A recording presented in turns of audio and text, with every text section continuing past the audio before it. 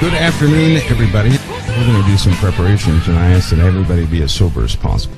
There are forces out there that mankind cannot comprehend. The earth is warming up. Radiation is building. Sickness is running rampant all over the earth. But why? See, if something is just indigenous to earth, maybe mankind can change it.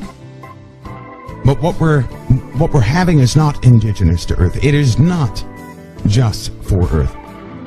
The entire solar system is beginning to do a wicked shimmy. And solar activity is a telltale sign of the exotic energy that's coming into the solar system. What it emits, the solar system is responding to. Just like your skin responds to infrared light, so does the solar system respond to these exotic particles coming in, because the source is coming close. The source of these waves is coming close. Now, close does not mean right there where you can see it. I can assure you that, but prior to you seeing anything, this world is going to rumble like you never saw before. For the risk of sounding like a person who truly did jump out of the bushes yelling, "It's coming, it's coming." Just trying to kind of calm yourselves and hold down. It's a very serious conversation we're going to talk about today. It's not my job to cause anybody to believe, but out of my heart I do wish to give you warning, a little preparatory time, that you can be prepared and not taken by what you may see coming. It's as simple as that. I'm going to put some things into perspective that will either confirm the truth within you or not. But in either case, we're going to see drastic changes both in the earth and in mankind. We will see them. Your entire paradigm, what you know as reality, has been secured for a long time. Everything has stayed stationary in the skies. We keep track of seasons and everything else by atomic time, things of that nature, constants in science and in formulas. We've been spoiled, really. We've had a time of rest for a long time. The only problems we've absolutely had were problems of war. But the great calamities were held back, far and few in between. So then the knowledge that existed so long ago will be thrust in the faces of many in the days to come. Everybody has to be prepared for this, according to the truth that you can take in. Today we're going to discuss preparations for the second wave, what the second wave is, things that have been happening on the earth indicating massive changes that are taking place. I'm not here to connect the dots with anybody else's research, but I'm only here to tell you exactly what I know of myself.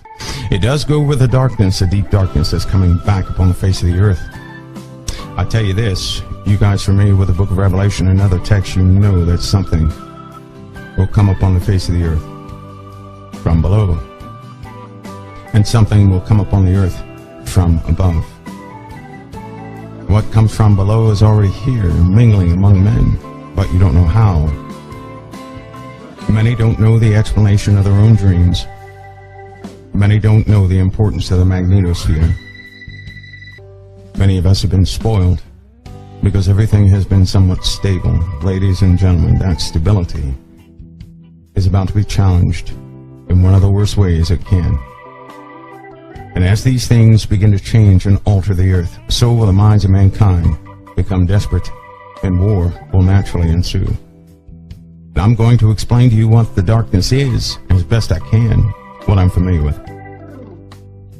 And it takes a toll on everybody who comes in contact with it. In fact, a person who's irresponsible should never seek out darkness. It will surely consume your soul. I tell you this, exotic elements that are coming into the solar system, so will that darkness grow. Darkness will again be upon the face of the earth, and what was ancient will rise up again. Folks, you live in a very different time. Most of what I'm going to say to a lot of people, you won't believe. But then again, no one believes until something happens, and then when something happens, they seek out the source of those who knew. By that time, the sources have they're all but gone. Thus you're stuck in a place with no instruction, with things you cannot possibly believe. just like the undoing of the earth. There are signs all around you. The interiors of the earth. Everything is waking up. The earth right now is about to turn 1 degree. And what indication do you have of that? Does anybody have an indication of that? And it's not going to take a long time for the earth to shift 1 degree in a tilt. It's huge. 1 degree. 1 degree is going to continue to change the weather in an abrupt way. The water will move. Melting will start.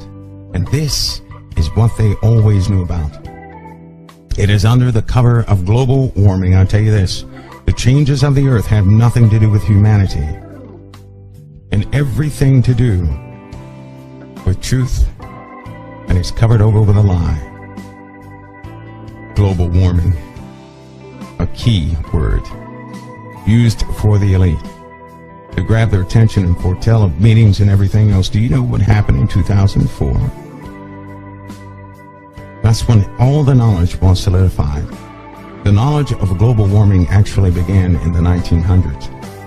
That's when the observations took place. In 2004, everything was solidified. Preparations were made in the 1930s and 40s so they could survive. Yes, they have underground bases. Who doubts that? And this won't be a talk about the underground bases, but I'm telling you, they do exist. They do exist. I mean, everybody should know the common underground bases. The CFR for Greenbrier, built in 1958-1962, that was build time. It was to allow people to operate and sustain them for 60 days. NORAD, Cheyenne Mountain, 1961-1965 build time. That's the Space Control Center, communications with the National Military Command. Iron Mountain, that's where the elite are protected. We can go on, China Lake, Mount Weather, Denver, Australia, Israel. They have underground bases there too. These things were built. 4 to 5 year build time back then. What do you think it is now? How vast do you think these structures are now? And I tell you, they're preparing for something. You know it as global warming, which began in 2004. Do you not know in 2004, global warming was actually placed on Net Geo's website, National Geographic, and it was also in Business Week. What's it doing in Business Week? And they give you the cover that somebody was trying to make money off of it. That was to throw you off the path. Let me tell you how they work. Can I just tell you how they work? Because global warming has to do with the exotic things that are coming into the solar system. They are intertwined, one in the same. Let me tell you how they work though. Because you not having certain knowledges, you're kept in the dark about many things. You can only believe what you see, and so you buy the paradigm of which they place before you. When they get somebody that grows up in their educational systems, they cause them to believe in a lie, and thus they go out with a sincere heart and begin to fight for that lie. Global warming. You see how that works? They actually do believe in global warming, those spokespersons. Because they sincerely believe you can always detect the sincerity. That's what keeps it plausible in your mind. It's important you understand this process. That's how they work. It's how they always have worked. Is everybody clear on that process? Like with the government. They raise a person telling them lies about the government, education. They pat them on the back and say, job well done, and then they place them in a position of power. That person wholeheartedly does their job believing in what they're doing. They do that so that because you can always sense sincerity. I'm telling you that people have been raised into a lie. You have detected their sincerity, which causes you to believe in their cause. Then it spreads like a virus. This is what has happened to the world, and it's time that you look beyond it. I know there's still some folks back in Washington who refuse to admit that climate change is real. And on a day like today, it's hard to get too worried about it. There are folks who will equivocate. They'll say, you know, I'm not a scientist. Well, I'm not either. But the best scientists in the world know that climate change is happening. Our analysts in the intelligence community know climate change is happening. Our military leaders, generals and admirals, active duty and retired, know it's happening. Our Homeland Security professionals know it is happening, and our Coast Guard knows it's happening. The science is indisputable. We've become a slave to a paradigm that's an illusion. All of what you see is not real, though it has real effects upon your life. You are simply maneuvered by a control system that you need to break free of. I'm trying to help you before it comes crumbling down, and then your heart starts pumping very fast. Because in your mind you will think that your world came to an end. Men's hearts will fail them for fear, for looking after those things that are coming upon the world. That's not from one thing, that's from multiple things. 2004, global warming hit the front pages. Scientists, they already admitted back in 2004 and swept all that under the carpet. They didn't know the dynamics of climate change, and thus Princeton University was charged with the task of coming up with something, and coming up with something quick. Now when you talk about global warming, people get this question in their heads. They'll say, I don't believe in global warming, yet it's getting warmer every single year. So what they did was they threw out a word, and people began to chase and support the word with what's happening in the world. The conditions of global warming are absolutely 100% real. The earth is warming up. Radiation's building. Sickness is running rampant all over the earth. But why? You see, there are forces out there that mankind cannot comprehend. 2004, everything started. Why did it start in 2004? Because that was the impact of a magnetar. That's why. That was the impact of a magnetar. That's when the top of our atmosphere was ripped off by a wave sent by a magnetar. That's why. A piece of our atmosphere was ripped off and you didn't even know it in 2004. Nobody talked about that, did they? Anybody discuss that? No, they didn't. Oh, they had all the instrumentation in the world monitoring it. They were scared to death. They didn't know what would happen. They didn't know. But I'm telling you, they were deathly afraid because they saw it coming. They can see a lot of things coming. They're not going to tell you. For what good would that do? You would only get in the way. Telling you that in 2004 everything changed, and that's why in 2005 the United Nations had the Climate Change Conference. We know that climate change is the single most important environmental issue facing the world today. The scientific evidence on climate change from the Intergovernmental Panel on Climate Change that met in Montreal in September, and from many others, is more compelling than ever.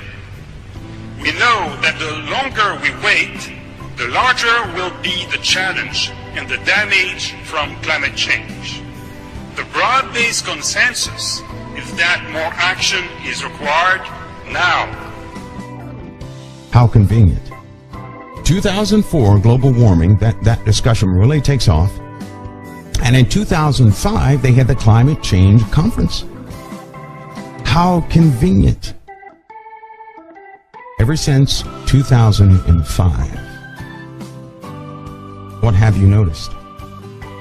A change in weather phenomena, a change in earthquake activity, a change with the other objects in space. That's why we send probes all over the place.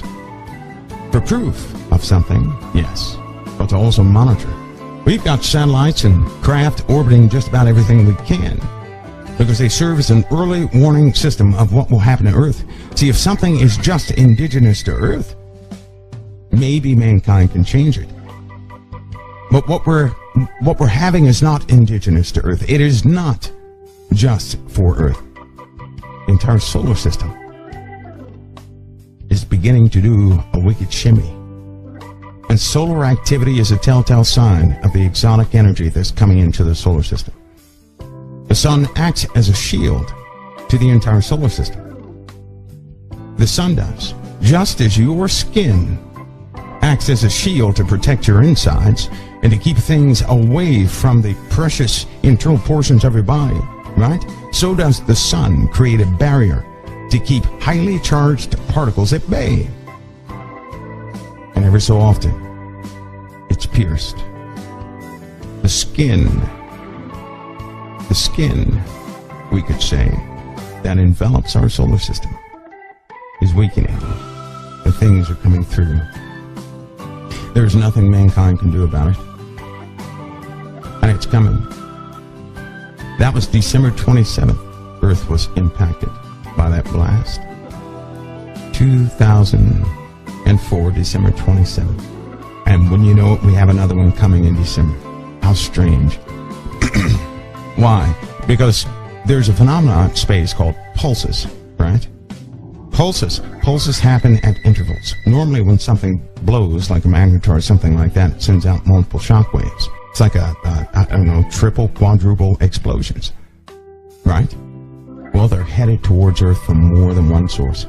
There's nothing anybody can do about it, which is why everybody's watching for the shock wave in October. We could have some severe atmospheric problems in October as the shock wave finally passes through Earth. It is believed right now that shock wave could affect at least 1/3 of our atmosphere. As far as the other effects, nobody knows. We do know that this thing is just charged with energy because it's coming from a source of almost pure energy. 2004, that magnetar just barely skipped us. In fact, it didn't even touch us, but it ripped off a portion of the atmosphere. I tell you this, when it passed, it was millions of miles away, but it still sucked off part of our atmosphere. That's a problem. I believe the distance of that pulse of the magnetar was about the distance from Earth to Mercury. That's the distance you're talking about, right? I'm sorry, twice the distance between Earth and Mercury. It was twice the distance, and it still popped off a piece of our atmosphere. Still, even with that distance. So can you begin to see what the Earth must undergo, what it's about to undergo? It's not a plaything. There were also psychological effects that took place in 2004 that have been evolving since then. Listen, a great war is also on the horizon. Now they're going to utilize the breakdown and the fracturing of this planet, and war will ensue. They're going to utilize this heavenly event, this event of a breakdown. They're going to use that to their advantage for war. The inhabitants of the earth will surely be few. I would go so far as to say 50% of humanity in the first phase of this war is going to be dead. Everybody with me so far? Just like CERN, right? There is a public side of CERN, and then there's the true side of CERN. I can assure you nobody's trying to collide little bitty particles and to find out what. I can assure you that's not the mission. What are they going to do? Cure cancer with it? No. It all leads back to something else. Now, there is the public side of science, of which people are passionate about, and that's the part they know. But listen to me close. In every single experiment, somebody collects the data. Who collects the data, not everybody's aware of. So what they're doing is having people who believe in the experiment, giving them a portion of a job. They go out and accomplish that job and spend their lifetime doing it so somebody else can collect the data, and they're doing something else with the results. But the people up top, they only know the experiment. They're saying, yes, we're doing our best in the experiment. It works. And that's how they get back online and say, well, you don't know what you're talking about. CERN has nothing to do with this, that, and the other. That's what the experts will say. CERN has nothing to do with this, that, and the other. Why? Because they're passionate about that compartmentalized task that they have. So they accomplish what they're given to accomplish, but as a whole, they don't know what it's producing. There's a portion of science that's a mystery to those folks. They're not educated in full sciences. Why in the world would anybody ever do that? If you had knowledge of all things, there's no way you could teach others knowledge of all things. they wouldn't have a precept for it. So those who know the exotic sciences and the rest of the sciences are the ones who are collecting the information, doing something with it. The particles are already coming through. They're already coming through, right? It's kind of like a fireplace.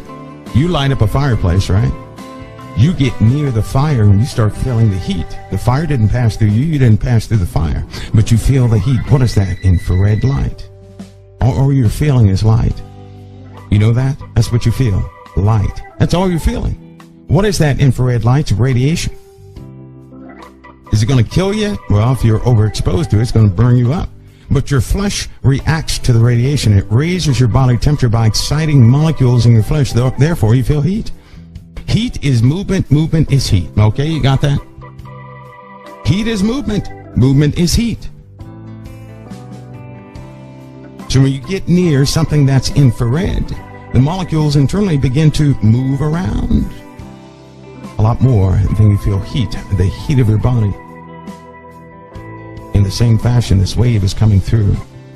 What it emits, the solar system is responding to, just like your skin responds to infrared light. So does the solar system respond to these exotic particles coming in, because the source is coming close. The source of these waves is coming close. Now, close does not mean right there where you can see it. I can assure you that, but prior to you seeing anything, this world is going to rumble like you never saw before. You telling me this second wave is not going to impact humanity? I'm telling you it is. In October, we're going to find out some details, good or bad. We'll put them out there. You're going to hear many things, but it's always good to have your ears open to the Holy Spirit and the truth that is within you. That when it is time to do something, you move, and when it is not time to do something, you stay still, because it could be life or death to you. That means I don't have the final word on what you must do. The Lord does. Not one man on earth has the final word for what you must do. The Lord knows what you must do. And because he said he will never leave you nor forsake you, he will instruct you. Okay? So as I go through these things, I can only advise. But you must have your ear open to the Lord. Because if you don't, you're going to follow the advice of man, and by that man's words you may die. Your entire paradigm, what you know as reality, has been secured for a long time. Everything has stayed stationary in the skies. We keep track of seasons and everything else by atomic time. Things of that nature, constants in science and in formulas. We've been spoiled, really. We've had a time of rest for a long time. The only problems we've absolutely had were problems of war. But the great calamities were held back, far and few in between. So then the knowledge that existed so long ago will be thrust in the faces of many in the days to come. It is not indigenous to Earth. It is not just for Earth. The entire solar system is beginning to do a wicked shimmy. And solar activity is a telltale sign of the exotic energy that's coming into the solar system.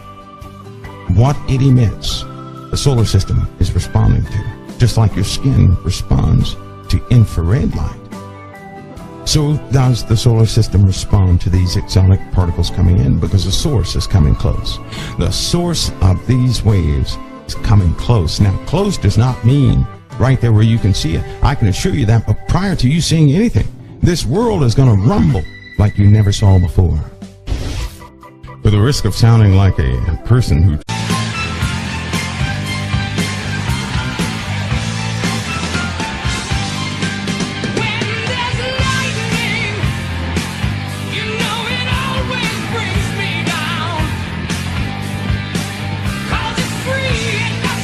Good afternoon, everybody. We're going to do some preparations, and I ask that everybody be as sober as possible. There are forces out there that mankind cannot comprehend. The earth is warming up. Radiation is building. Sickness is running rampant all over the earth. But why? See, if something is just indigenous to Earth, maybe mankind can change it. But what we're having truly did jump out of the bushes yelling, "It's coming, it's coming." Joe! Bill! It's coming! It's coming! Just trying to kind of calm yourselves and hold down. It's a very serious conversation we're going to talk about today. It's not my job to cause anybody to believe, but out of my heart, I do wish to give you warning, a little preparatory time, that you can be prepared and not taken by what you may see coming. It's as simple as that. I'm going to put some things into perspective that will either confirm the truth within you or not. But in either case, we're going to see drastic changes both in the earth and in mankind. We will see them. Everybody has to be prepared for this, according to the truth that you can take in. Today we're going to discuss preparations for the second wave, what the second wave is, things that have been happening on the earth indicating massive changes that are taking place. I'm not here to connect the dots with anybody else's research, but I'm only here to tell you exactly what I know of myself. It does go with the darkness, the deep darkness that's coming back upon the face of the earth. I tell you this, you guys familiar with the book of Revelation and other texts, you know that something will come upon the face of the earth from below, and something will come upon the earth from above.